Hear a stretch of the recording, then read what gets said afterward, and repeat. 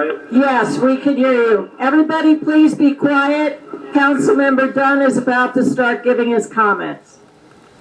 Again, unfortunately, the connection is bad somewhere that I literally could not hear hardly any of what has gone on once council took over the microphone. So I could hear the petitioners fairly well, but unfortunately, anything that council said, I literally have maybe heard about 10% of it. The first thing to understand in this discussion is that there's only one race, and that's the human race. Caucasians, Africans, Asians, Indians, Arabs, whatever. We're all different ethnicities of the same human race. And all humans have the same physical characteristics with minor variations. But the thing to remember is we were all created equally. And for me in this process, I will say that I've been very torn in it. I appreciate the speakers that came forward tonight. The most disappointing part of this process, I felt first came from council and some of the reasons that they said that we needed this commission, and saying that Leesburg has been unwelcoming, and that's been forever. Saying that police are picking up council members or stopping council members for just because of their race and no other reason, multiple times a year. Council has said, well, we want to have this diversity commission, but when being offered an opportunity to make diverse decisions or diversity decisions in the past, they have opted not to. During the town manager hiring process, when the opportunity to add diversity language in the hiring announcement, I had made that suggestion. This council said, no, we don't need to do that. When an individual was being asked, should we interview this individual, council said, no, we shouldn't. I know I said, yes, we should. That was a female. The one female who requested an interview, council chose not to during the town manager hiring process. I consider the opposition to changing the election day to November.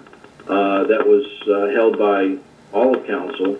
I feel that was a bit of an effort to hamper the vote.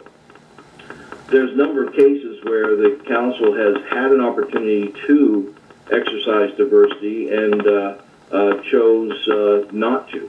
And yet now there's a commission before us that this is going to correct all those ills, I guess. I don't know. But I really wish I could have been there tonight to see everyone and everyone could see me. But I